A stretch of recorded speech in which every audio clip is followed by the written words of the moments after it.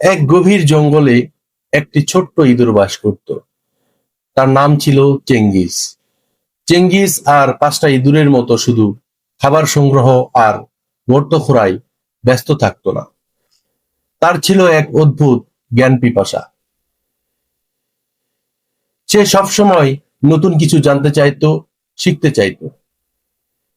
অন্যান্য ইঁদুররা চেঙ্গিজের এই আগ্রহ নিয়ে হাসি ঠাট্টা করত। তারা বলতো, আরে চেঙ্গিস, এইসব বই পুস্তক আর গানের কথা দিয়ে কি হবে?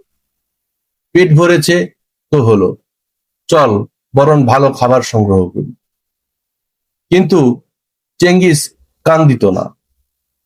সে রোজ রাতে যখন সবাই ঘুমিয়ে পড়তো, তখন গুড়ি মেরে চলে যেত জঙ্গলের এক বৃদ্ধ পেঁচার কাছে। পেঁচামশাই ছিলেন জঙ্গলের সবচেয়ে জ্ঞানী প্রাণী। তিনি গাছের কুটুরে বসে চেঙ্গিসকে পৃথিবীর রহস্য, গাছগাছালির জীবনচক্র, নদীর স্রোতের গতি আর আকাশের তারা চেনাতেন। চেঙ্গিস মনোযোগ দিয়ে সব শুনতো আর ছোট্ট মস্তিষ্কে জমিয়ে রাখবে। একদিন জঙ্গলে এক ভীষণ দুর্ভিক্ষ দেখা দিল। খাবারের আকাল পড়ল। ইঁদুররা খাবার খুঁজতে গিয়ে দিগ্ভ্রান্ত হয়ে পড়ল। কেউ জানতো না কোন দিকে গেলে ফলমূল পাওয়া যাবে বা কোন গাছটি বিষাক্ত নয়। তারা ভয়ে আর হতাশায় কাঁপছিল। এমন সময় তাদের মনে পড়ল চেঙ্গিজের জ্ঞানের কথা। তারা চেঙ্গিজের কাছে গেল এবং তাদের অসহায়তা জানালো। চেঙ্গিজ শান্তভাবে বলল, ভয় পেও না।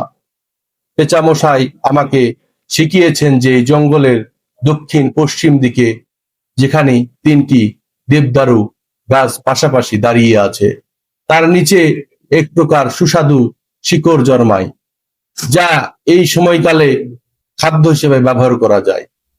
প্রথমে ইঁদুররা দ্বিধায় ছিল, কিন্তু বাঁচার তাগিদে তারা চেঙ্গিজের দেখানো পথ ধরে এগিয়ে গেল। কিছুক্ষণের মধ্যেই তারা সত্যি সত্যি সেই দেবদারু গাছগুলো খুঁজে পেল এবং নিচে মাটি করে প্রচুর পরিমাণ সুস্বাদু শিকড় পেল। তাদের জীবন রক্ষা পেল। ইঁদুররা এবার তাদের ভুল বুঝতে পারলো।